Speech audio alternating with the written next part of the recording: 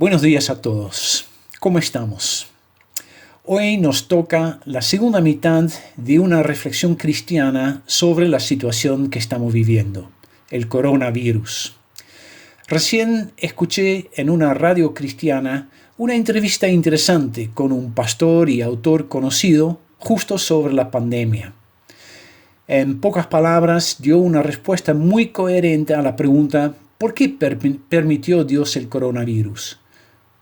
¿Por qué permitió Dios el coronavirus? Observó ese pastor y autor: hay tres cosas que debemos decir. Lo primero es: ¿por qué no te has hecho esa pregunta antes? En otras palabras, cuando algo malo me pase a mí, ahí está que empezamos a preguntarnos acerca de Dios. Pero cosas malas han estado pasando a lo largo de los siglos. La Biblia está llena de discusiones al respecto. Todo el libro de Job trata de eso. Job tuvo una vida terrible, peor que la que cualquier persona que conozco. El apóstol Pablo sufrió un dolor constante en su cuerpo y lo llama la espina en su carne. Dios no lo sanó. Segundo, hay una respuesta filosófica. La pregunta misma supone que tenés a un Dios tan grande y tan poderoso como para que te podés molestar con Él por no detener el sufrimiento. Entonces también tenés a un Dios tan grande y tan poderoso como para tener buenas razones para no detenerlo, aunque vos no podés comprender estas razones con tu mente pequeña, limitada y finita. No podés decir: ya que no puedo yo pensar en ninguna razón por la que Dios no ha detenido el sufrimiento, entonces seguro que no hay ninguna. Eso no tiene sentido, porque si tenés a un Dios tan grande como para molestarte con Él, tenés a un Dios tan grande como para ser más sabio que vos. Filosóficamente, esto sí tiene sentido, pero no es de mucho consuelo para alguien que está en dolor o de duelo por haber perdido un ser querido. En tercer lugar, la respuesta más personal es esta: yo no sé la razón exacta de tu sufrimiento, pero sí sé cuál no es la razón. No es que Dios no te ama. El cristianismo es única entre todas las religiones del mundo porque dice que Dios vino a la tierra, se involucró en nuestro sufrimiento para poder un día destruirlo sin destruirnos a nosotros. Jesús vino para avisarnos de un virus más letal, con un alcance más amplio, que cubre un tiempo más extenso. Un virus que ya infectó a cada hombre, cada mujer, cada niño y cada mayor. Un virus que no solamente produce la muerte terrenal, muerte biológica, sino también conlleva la muerte eterna. Y según Jesús estamos viviendo en medio de una pandemia que se llama el pecado. ¿Qué esperanza tenemos frente al virus del pecado? La historia de la Biblia narra que Dios entró al mundo infectado con ese virus. Vivió rodeado de personas enfermas, sin la protección de barbijos, de visores, delantales y guantes. Respiró el mismo aire Jesús, comió la misma comida. Murió en aislamiento, excluido de su gente, aparentemente desamparado de su Padre sobre una cruz. ¿Por qué? Para que pueda proveer al mundo enfermo con un antídoto al virus, una vacuna, para que pueda traer sanación y darnos la vida eterna. Un cardenal católico romano ha observado: en términos médicos, la causa de la muerte en la crucifixión es la asfixia. Los pulmones dejan de oxigenar la sangre. Lo que pasó a Jesús. El coronavirus hace lo mismo, hasta provocar la muerte por asfixia. Jesús nos mostró el camino en el sufrimiento. Experimentó exactamente lo mismo, pero Jesús también afirmó Yo soy la resurrección y la vida. El que cree en mí vivirá, aunque muera. Y todo el que vive y cree en mí no morirá jamás. Juan 11, 25 y 26. A lo largo de los años, eso ha sido lo que más ha ayudado a mi corazón.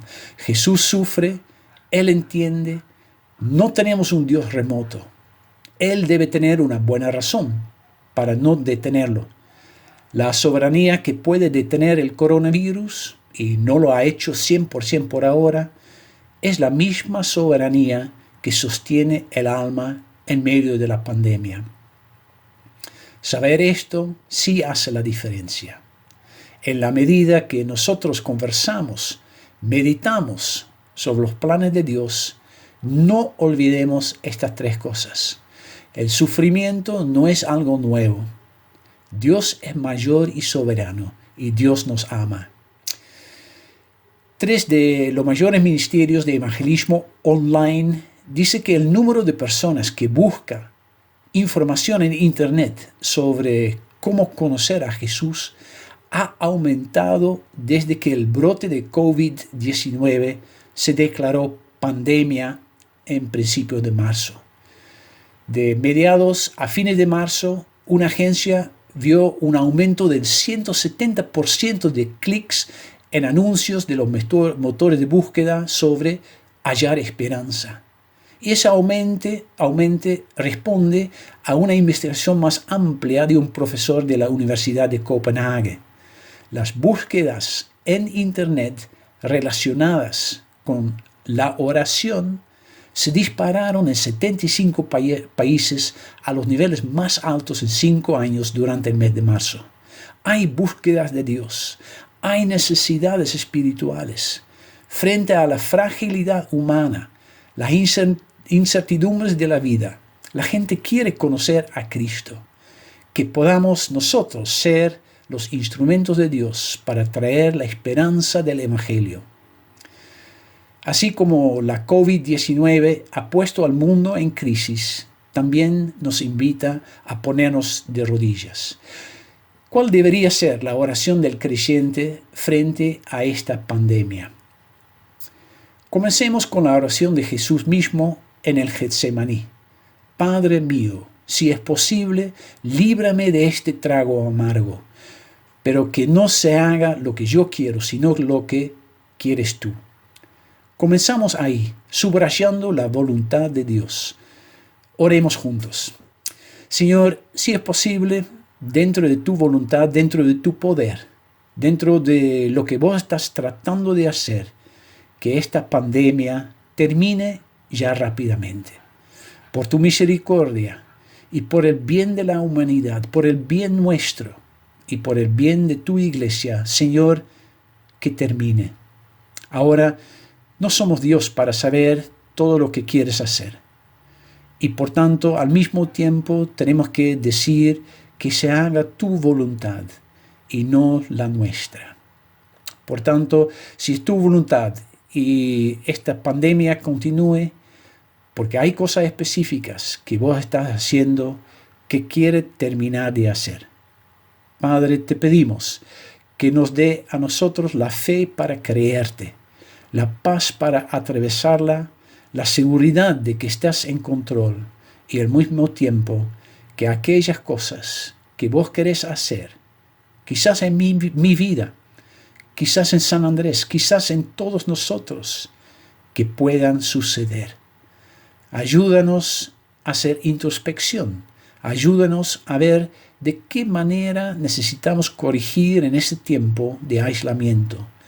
Si vos me querés usar como instrumento de consolación, como instrumento para la salvación de otras, o usar a otras personas como instrumento para la santificación mía, ponme en contacto con ellos, de alguna manera, por la vía que sea, ya sea por teléfono, por las redes sociales, un encuentro casual, pero que pueda haber dentro de tu iglesia San Andrés un trabajo que vos estás haciendo y que todos nosotros formamos parte de esta obra. Padre, eso te pedimos en el nombre de Jesucristo, para tu gloria. Ayúdanos con tu Espíritu Santo. Amén.